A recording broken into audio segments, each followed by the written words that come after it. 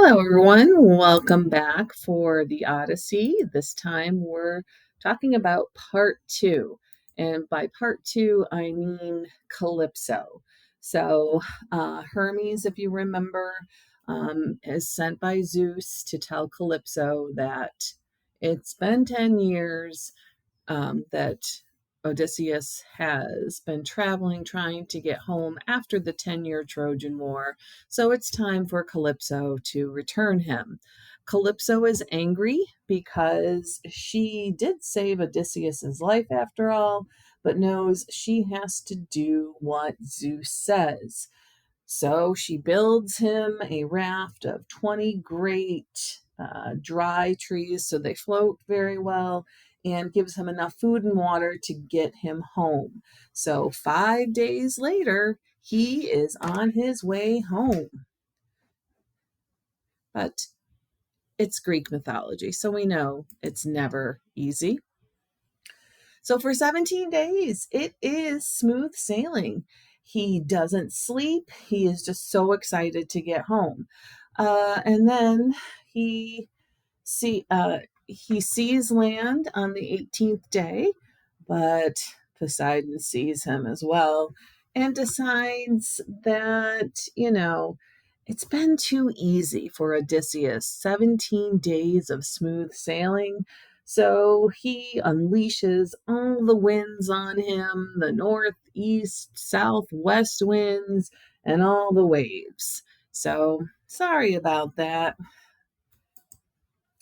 But luckily for Odysseus, I know the goddess of slim ankles. I have not heard about this goddess, but I need to go make an offering at her temple.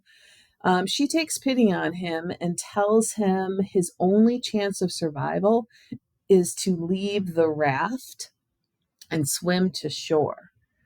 So he looks at her. She gives him a veil, because all goddesses have some type of veil. We think of a wedding veil or a mourning veil, so it would be more like a scarf to use as a flotation device. And then Athena has also witnessed it because remember, she was the one who felt badly for Penelope and wanted Odysseus to come home. So she also helps calms the sea, but she has to wait until Poseidon leaves. Poseidon has seen enough and he's on his way. Now, unknown to Odysseus, he arrives in the land of the Phaeacians. They're kind people, great sailors, just what he needs. So it took him 2 days and 2 nights to get there. No one is around, so he finds a place to sleep unseen. So heavy vegetation, digs a hole, covers himself up with the leaves. Now, unknown to him, um, it just so happens that the princess Nausicaa and her friends, maidens, were washing the palace linens and clothing where Odysseus is sleeping. So he hears them. It's like, oh, people. Doesn't realize that there is a bunch of women. So they are terrified when this huge naked guy comes out of the vegetation. Now he throws himself at Nausicaa and says, I need help. Please help me. I've been shipwrecked. I want to go home. So, whatever he does, whether it's the way he carries himself, the way he speaks, she feels that he is a legit person. He's not crazy. He just needs help. So, she tells him to go clean himself in the spring they were using to clean their clothes and take one of the clean tunics and follow them to the palace. Now, she's a very smart princess because she knows when they get close to the palace, she tells him, why don't you hang back? Because people will gossip if they see all of us together. Okay, so please, I don't want people to think we were doing something illicit in the woods.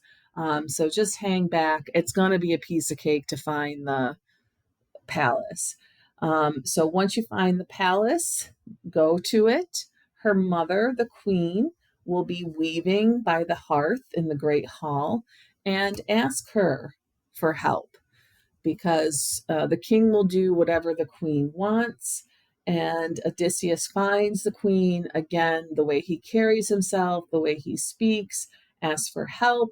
He seems legit. So the king and queen welcome him, uh, feed him, and give him a place to sleep, and just sleep, eat, and then when you are ready, you will tell us your story. So in the next part is when we hear Odysseus's tale about trying to get back to Ithaca from Troy that took him 10 years. So even though this is part of the Odyssey, we really haven't heard the story as to how he ended up in Calypso's trap. Okay, so thanks for watching. I hope this was helpful.